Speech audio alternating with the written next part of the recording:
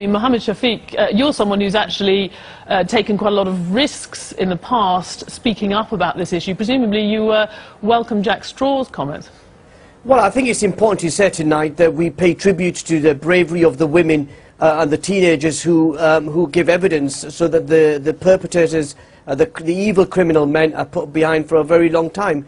And I think that's very important. But the central issue is this, that it's a sad reality that there are young Pakistani men, 53 in total of which we know, who've been convicted, who've been going around this country, who've been grooming white teenagers under the age of 16 in a horrific way. And I think it is time for the communities of the United Kingdom to stand up against this. This is not a race issue.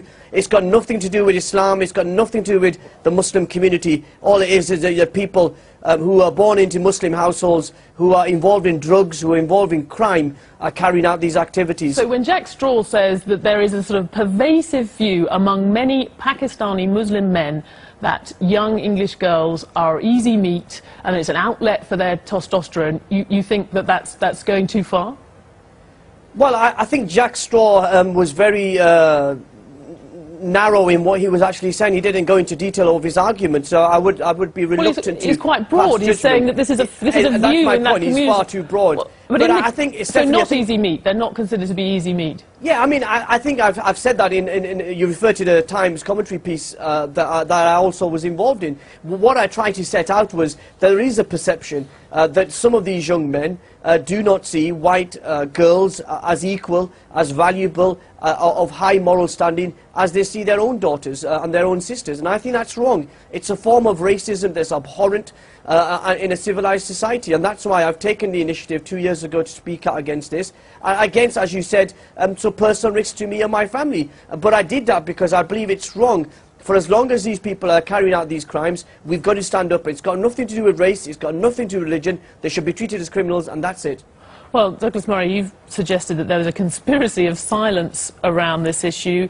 You've got Mohammed Shafiq saying that it's abhorrent. You've got Jack Straw speaking up about it. I guess not silent anymore. Well, I very much hope not, and let's hope that it isn't from tonight onwards. But the fact is, in the past, it very much has been. In 2004, Channel 4 were due to do a documentary, to broadcast a documentary called On the Edge of the City. That also exposed this very story we're talking about tonight. The police asked Channel 4 not to show that documentary because the BNP was starting to talk about what they were boasting that it was going to be a great advert for the BNP. Because of that, all sorts of other people came in and said Channel 4 mustn't show this, they mustn't investigate this. Muslim leaders said they shouldn't be doing this. The fact is we can't sweep things under the carpet in Britain just because we don't like them. I'd rather talk about 2010 than talk about something that was been going on in 2003. Actually, you should be commending the community. You should be commending me tonight on Newsnight for actually taking a position on this. Absolutely, and I do commend you for it. I was talking about the background of this, which I think is very important to look at. The fact is this case is very shocking to a lot of people because they didn't know this sort of thing was going on, because there has been a wall of silence around it. And I might just add that there is a demonstration of the seriousness of this problem and the unwillingness of people to attack it, to address it, by the very fact that one of your previous guests refers to the fact that his own stance in speaking out against sex gangs in Britain in 2010 is brave. Okay. It is brave. It shouldn't be. Okay, that demonstrates part of the problem. It seems to be less brave now, though. I mean, there is a point about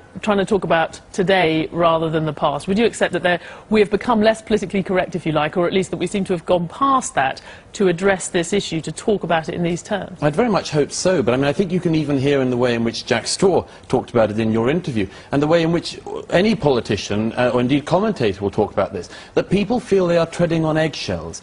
Modern Britain has all sorts of taboos, unspoken things that people don't want to get involved in case they're accused of all sorts of unpleasant things.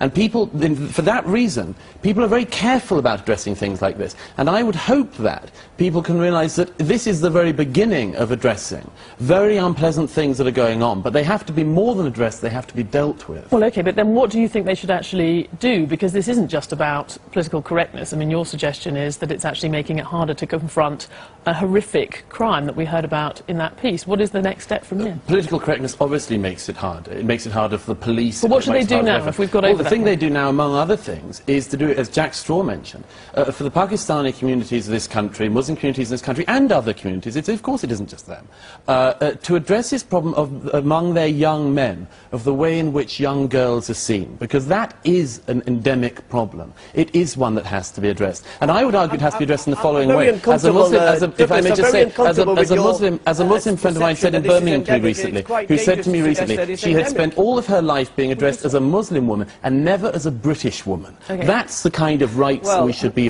talking about. Mohammed Shafiq.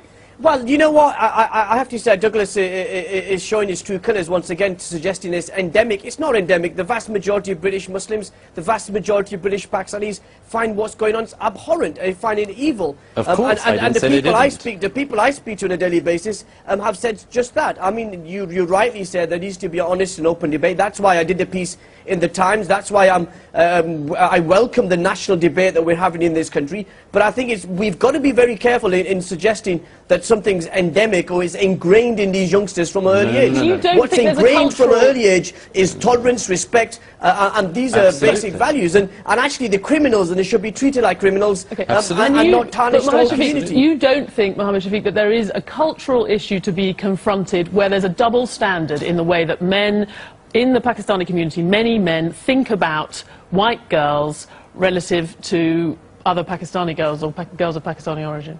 Stephanie, I've already said that I think there is a perception amongst these criminal gangs. I'm not talking about the majority of the community, I'm talking about these criminal gangs. These people who have been convicted or are involved in grooming feel that the white girls are any less valuable, have less morals than their own daughters and sisters. And I've said that already, it's abhorrent, it's wrong.